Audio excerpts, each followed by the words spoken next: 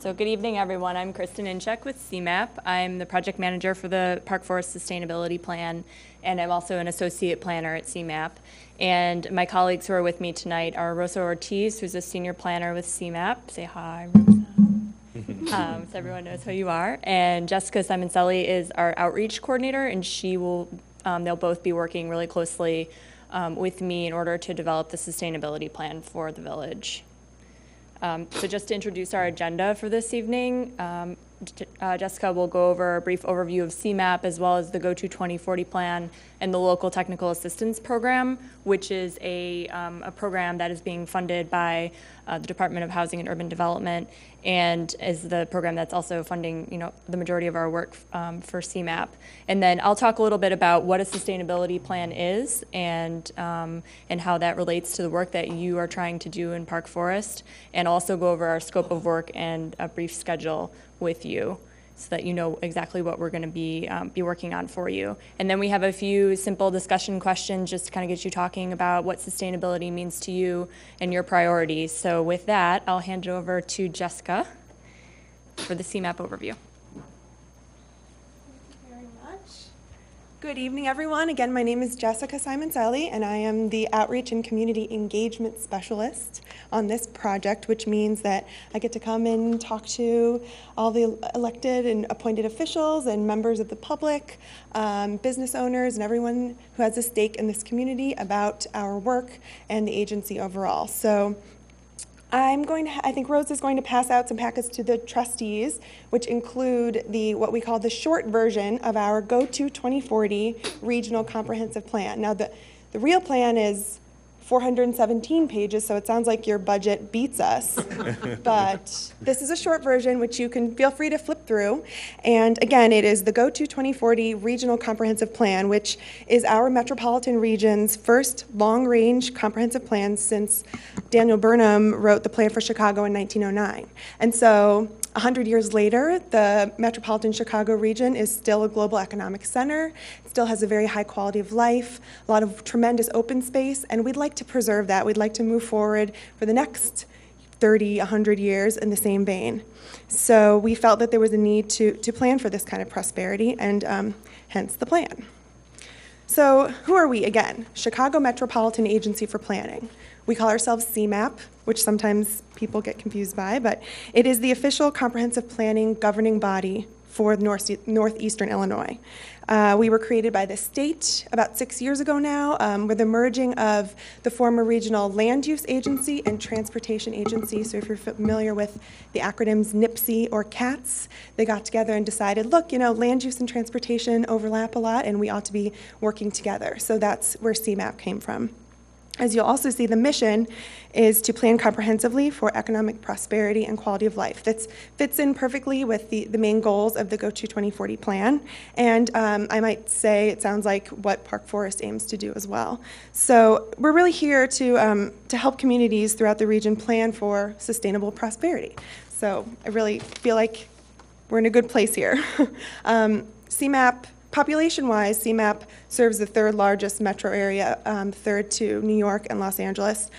We serve the 7-county region of northeastern Illinois, which includes both Cook and Will, where Park Forest is a part of. But you'll see that we have 284 municipalities in this region. We, by far, trump the number 1 and 2 metro regions as far as numbers of local units of government. And this local autonomy is really unique to our region, and it helps sort of define the way our region has developed over the past 100 years. Here's just a quick little thumbnail that shows you what we consider to be sort of an unsustainable pattern of growth over the last 100 years. The way that development has occurred since a century ago has created some of the problems that you deal with on a day-to-day basis, road congestion, development on green fields and open space, and this is what we'd like to try to prevent from continuing with this plan. To boot, we're expecting from population forecasts about over 2 million additional residents by the time 2040 rolls around. So we cannot afford not to be planning for this future growth. That's the gist of this. So that's where Go to 2040 comes in. About 2007, CMAP got together and started doing extensive research, extensive public input processes to create this long-range comprehensive plan. And this slide just gives you a brief overview of all the different research steps and public input sessions that went into developing the plan. And this is the product. The plan has an overview of 4 broad themes that encompasses 12 recommendations.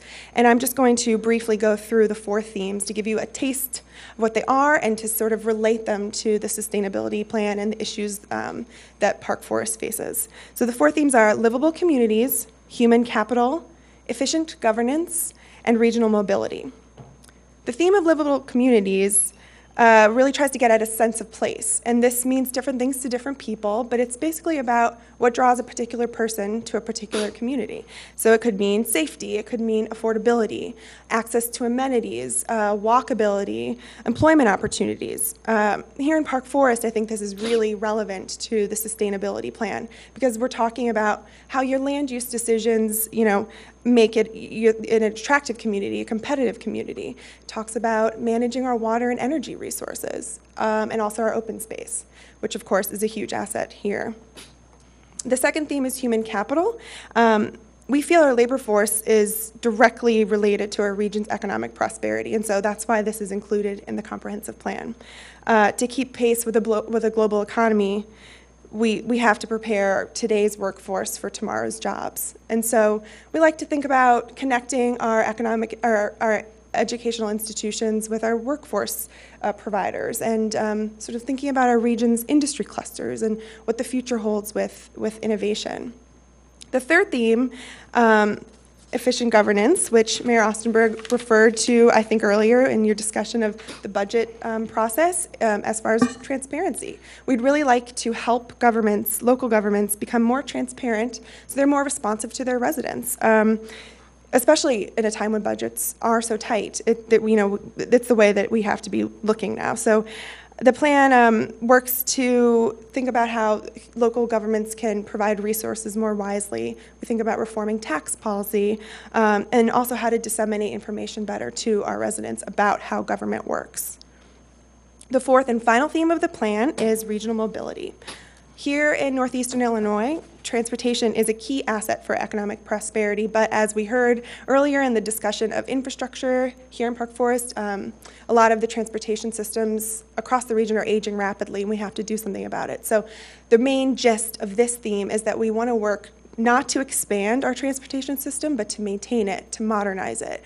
And so that goes across roadways, transit systems, freight systems, and also our capital projects, which I won't go into now, but there are, over 50 capital projects, and only 5 of them are new construction because, frankly, we don't have the resources for it, and the idea is to, work with what we have and make it better.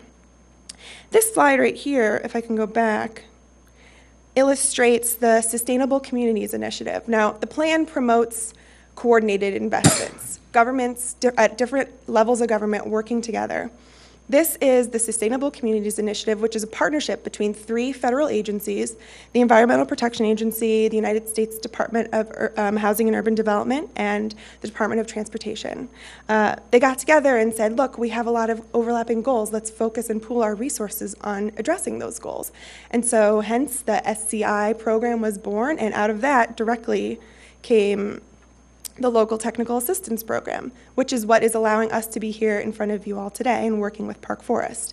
This is the LTA program, as we call it, is a CMAP program. We're funded for 3 years at $4.25 million, mostly in the form of technical assistance time, so allowing us to be here today to work with local communities, to provide assistance for helping implement the principles of GO-TO 2040 in all of the different communities across the region. And so we had a huge amount of applications, 230 projects or more, and Park Forest is our first sustainability plan that we're working on, which Kristen is going to describe in just a minute, and we're really excited about it because it's new for us, and we feel that this is a really prime community to be doing this work.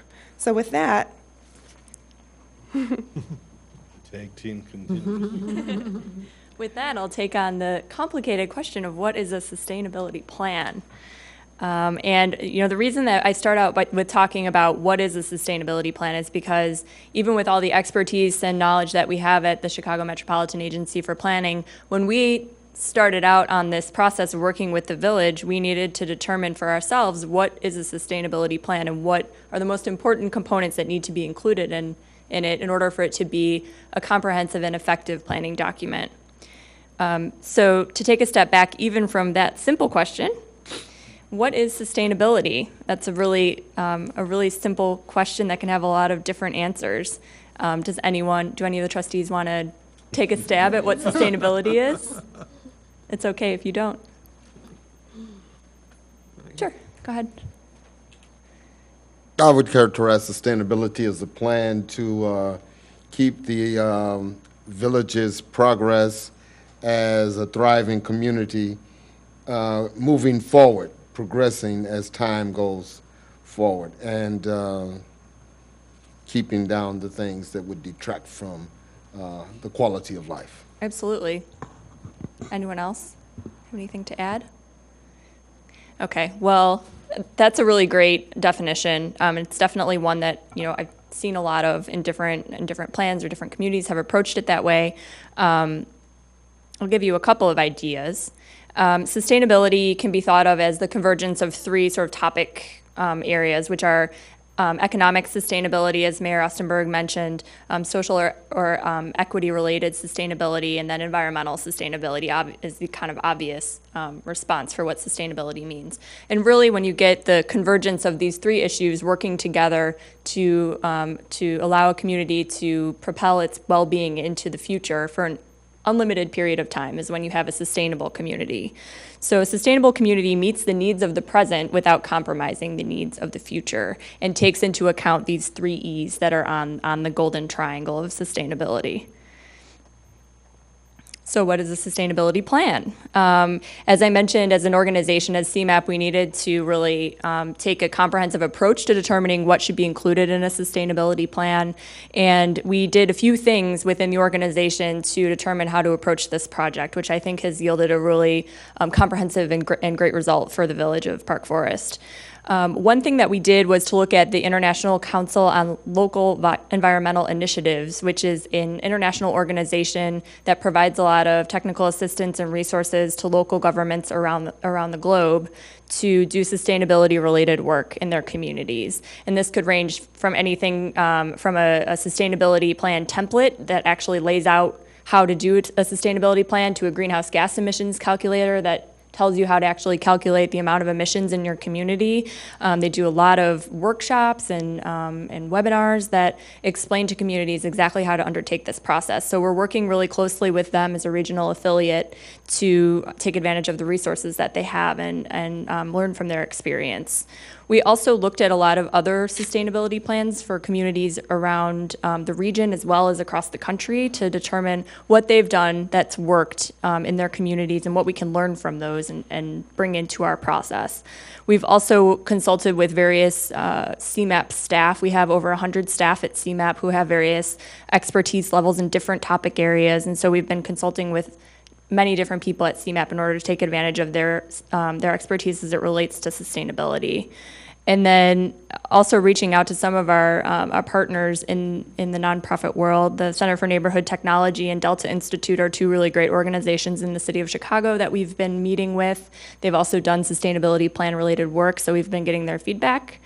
And ICLEI, of course, as I mentioned earlier, we have a staff liaison who's been helping us a lot with our ideas. And then from all that research that we did, we came up with a template outline that really we think is a comprehensive approach to how to do a sustainability plan. We discussed that with staff, by the way, and got their feedback on that. And so we think that that's a really great approach for us to use. And here it is. You can see that it follows a pretty typical planning document format. We have an introduction that talks about the goals and priorities in general for the community. Why do we need to do this plan and how it relates to other plans that are in the community, such as the strategic plan and any other kinds of planning and zoning documents. And then the sustainability assessment piece is sort of like an existing conditions report for a comprehensive plan. So it talks about where the village is today and how it is performing on a variety of different types of indicators. So it's really giving you a comprehensive view of how the community is doing at this point in time. The chapter 3 then goes into what can the community do in the future to make sure that it's sustainable, into the future as long as possible. And that gets into specific strategies that you can undertake as a village to achieve sustainability in the future. And I'll talk a little bit about these key topic areas that are in bold in a couple of slides. But basically, we have a series of key topic areas that are going to be critically important to the development of the plan. I'll also talk about what target indicator is in a minute, so don't feel bad if you don't know what I mean by that. The implementation strategy will give you a roadmap for how to actually implement all of the strategies that are outlined in Chapter 3, and we'll talk about funding for all of the strategies, as well as who's responsible, priority that the village has placed on it, and phasing when these should be undertaken. And then monitoring and reporting will give you a framework for reporting back to the community on how you're doing on various sustainability-related objectives. And that will be a really great way to showcase the work that you're doing, and maybe draw some investment into the community by reporting back and letting everyone know exactly what's going on to make Park Forest such a sustainable place. And then the appendix, which will include sort of all of the analysis that we don't want to put in the actual the sustainability plan. So I've talked a little bit about indicators, and it's really important to talk about them relating to a sustainability plan, because this type of planning document is a little bit unique when compared to a comprehensive plan or a strategic plan, in that it relies on a lot of quantitative data as opposed to qualitative or narrative type of information. It will give you very concrete ways of measuring how you're doing now and how you're doing in the future. So this is an example of a key topic area section that might be outlined in the sustainability plan. For example, it's transportation. There'll be a short introduction that talks about why you need to address transportation and why it's important for sustainability, and how the village is doing right now as a recap of the sustainability assessment piece. And then it'll define a series of goals that the village has identified and the residents have helped to identify. For example, decreased vehicle miles traveled by automobile is one sort of goal. This is just an example, but could be a goal that you identify as being important to enhancing the village's sustainability. Your baseline indicator is essentially your existing condition in a quantitative way. So you would say last year the village residents traveled by vehicle for a total of 357 million miles. So you would know exactly how you were doing in 2010, so that 10 years from now when you look back, you can measure it again and see how you're doing and see if you've made any improvements in that number. Your target indicator will give you your goal to work toward in the future. So your total VMT will be reduced by 30% by 2025 could be your target indicator, or what you want to achieve in the future. And then the strategies in that section would tell you exactly how to meet your target indicator over the next 15 years in order to make that a reality. So as I mentioned earlier, we have a series of key topic areas, and don't worry if you can't read everything on this bubble map. It's really small text, and I know it's kind of hard to read, but it's just to give you an idea of what types of topic areas can be addressed in a sustainability plan. You can see there are a huge variety of different topics that can be addressed, and they're basically organized according to those 3 E's that I was telling you about a minute ago: environment, equity, and economy. And we use that framework in order to define what key topic areas we want to address in the sustainability plan for Park Forest, but we needed to, in terms of maximizing our resources, we needed to cull this list down to a much smaller list. So we spoke with the village about what types of topics were important to them, and we also assessed our resources as CMAP and what we thought we could best contribute to the development of the plan. And we came up with these key topic areas. There's about 16 of them, and they're organized by environment, economy, and equity still. But you can see that we've sort of narrowed them down to these categories that are integral to providing a sustainable future for your community. They talk about planning and design, natural systems, and energy and climate as being environmental objectives, and then economic development for economy, and equity and social, of course, for equity. And those are really the key areas that we're going to focus our efforts on in the sustainability plan. So now that you know what a sustainability plan is, I'm going to talk a little bit about the scope of work and the schedule for our project, which you have in your packets tonight. Our project scope of work is a pretty typical planning process. We are almost at the end of phase one, amazingly already, which was the project initiation, essentially having some kickoff meetings with village staff and our meeting tonight, as well as a meeting with the various park forest commissions tomorrow evening, and really introducing the project to them and getting their feedback on what they want to see out of the planning process. Phase two, which we're going to be moving into this month, is talking about the vision for sustainability from the community and really reaching out to different stakeholder groups in the community, holding a public meeting to talk about priorities for sustainability and what the goals and vision are. And then the sustainability assessment for phase three, as I mentioned earlier, is really compiling a lot of baseline data to develop these indicators that I've been talking about that relate back to those key topic areas. So we'll be looking for things like natural gas and electricity usage for different municipal and village housing stock buildings.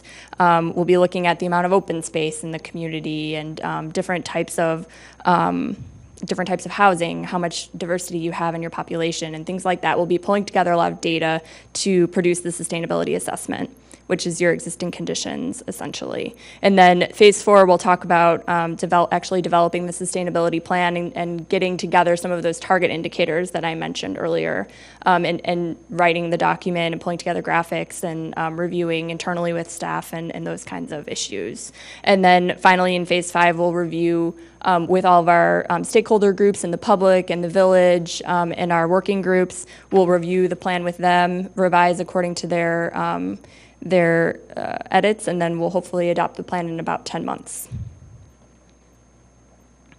And outreach is really important to the local technical assistance program. We're hoping to include a variety of different stakeholder groups in the community. As you can see, this is just a slide that sort of gives you an overview of the different groups that we're hoping to include and what kinds of activities we are going to be holding in order to include those groups.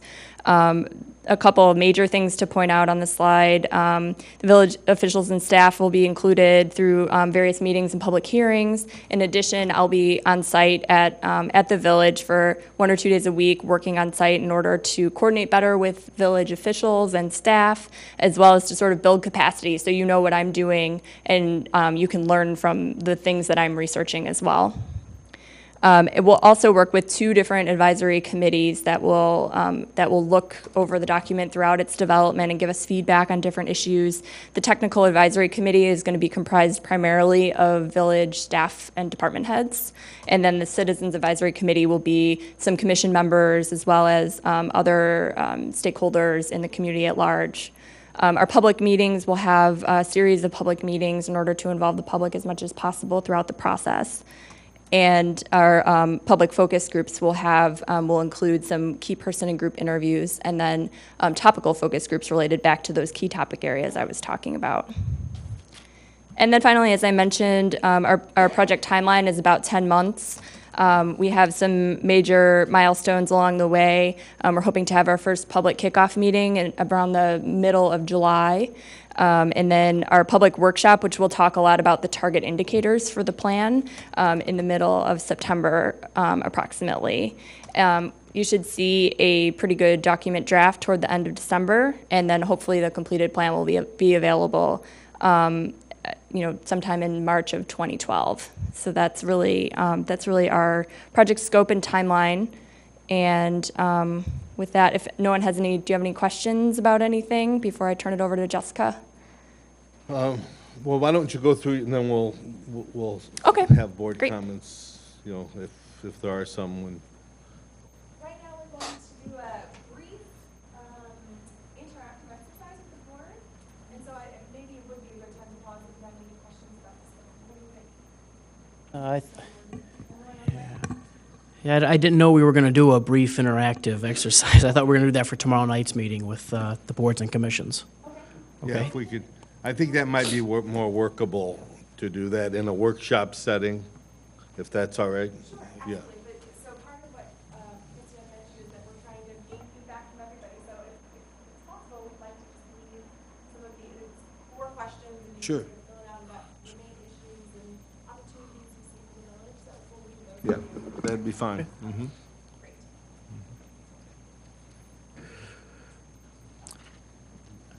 I think with that being handed out, is there anything else that you'd have, Kristen, or are you open for questions from the board? If we're skipping the discussion questions, then we will be ready to answer any questions that you have about the material that was presented.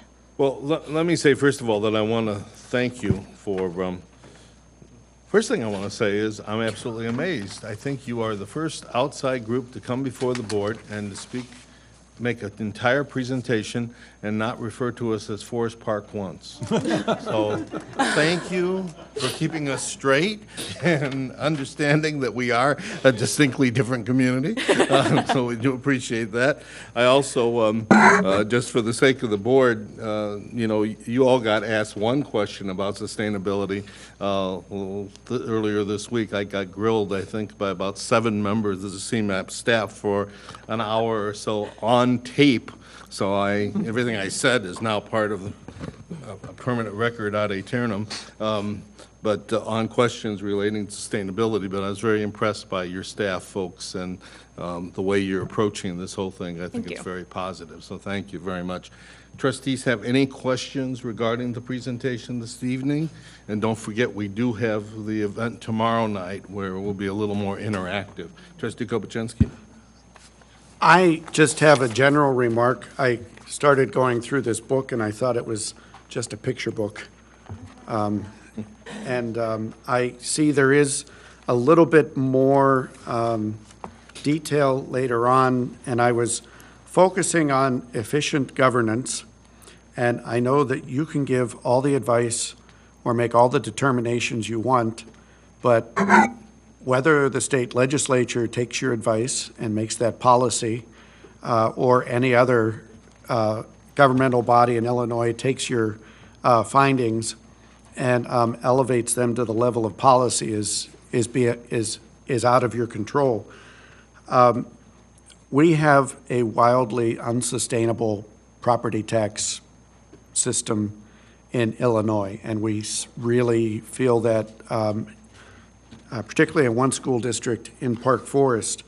I don't see any specific mention in this section on reform state and local tax policy on school funding. Is that something that you're going to be studying? Because of the property tax, how the property tax funds schools? Yes, or some kind of solid recommendations. I do see expanding sales tax to services, which has been part of prior proposals in Springfield to remove the burden, or to lessen the burden of educational funding on from property taxes. But are you going to be looking at? I mean, certainly, I think we could use some help with that. So what CMAP's main recommendation, this is sort of an unusual recommendation of the 12. The main sort of implementation action that we're taking is we've formed a tax policy task force. And so they've just sort of formed maybe about a month ago. And it's a 9-month process where they'll meet and address all of these major issues, basically to see, you know, how can we incent better policies. And so certainly property tax is addressed in the plan, and you're not the first to express that there is concern about it being sort of unsustainable way of funding schools. And so what we basically are sort of waiting with this to hear what the recommendations are from this great body that we've assembled to address these tax recommendations, or tax issues rather. But yeah, I mean, certainly it's being looked at. Thank you. I think our position would probably be that it's not so much the property tax is not a sustainable way of funding schools, because in fact it is a sustainable way of funding schools. It is not an equitable way of funding schools, because the way in which money is collected and distributed is based largely on those who have the opportunity to have more, and those who don't have struggle to barely maintain what they do have. So I don't think a sustainable approach, sustainable approach is really what our concern is here, as much as it is an equitable system for how schools are funded. Absolutely So, right, yeah. Yeah. So, and we can engage in that in some of our interplay as we talk, and can explain some of the things that, you know, are problems that the Village of Park Forest has experienced, you know, with our schools and, you know, with some other elements also. So, other trustee comments? Okay, well, we do have the session tomorrow night. We look forward to that. Tom, do you have some wrap-up comments about the plan and The only what we thing intend to do? The only thing I would add is just to remind the board that this is going to be a similar end document to our strategic land use plan for economic development that was approved, I believe, in November of 2008. And it has served as a compass or a guide, if you will, on various initiatives the village has taken since then. And we've seen in a number of different instances, especially when it comes to outside funding, grants, foundation donations, et cetera, having a plan in place is really kind of the cornerstone of being eligible for funding on who knows what going forward. I think there's a lot of funding agencies out there at the state, the federal level, foundations who they get what I would say to be off-the-cuff requests. And if you can sit down with your funding request and demonstrate that you've gone through, you know, a 12-month process, you've asked for feedback from your residents, the community at large, put together your plan, it really enhances your overall ability to go out and secure those funds because, you know, for example, an agency may have $3 million and they're going to award no more than $100,000 apiece, but there's going to be probably $10 million worth of funding requested. So they're going to look at who's got what, who brings what to the table, and having something like the Strategic Land Use Plan or our Sustainability Master Plan is really going to help us better situate ourselves for funding down the road. And I have to say, I'm really happy that we have CMAP as a partner. Because it's an additional who's who as far as our application will go, that it's not a sustainability master plan that we just built ourselves. We had outside expertise from CMAP who was recognized across the state and across the country. So, you know, stick through it. Before you know it, it'll be spring of 2012, and we'll be talking about where we go with this down the road.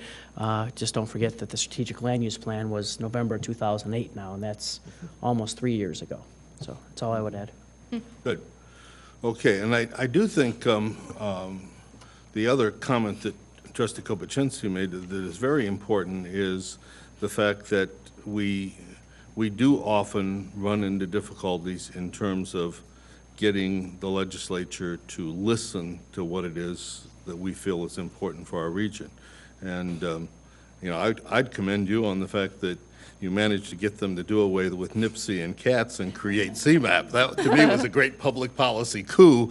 Maybe whatever you used in your lobbying efforts to pull that off is something that you can share with us so that we can learn a little better how to make sure our lobbying produces the same kinds of effects, because I think it's been a really major public policy decision, a positive one, to create CMAP out of those two existing bodies. So thank you for that. So anything else on this issue? All right, then we will move on the agenda.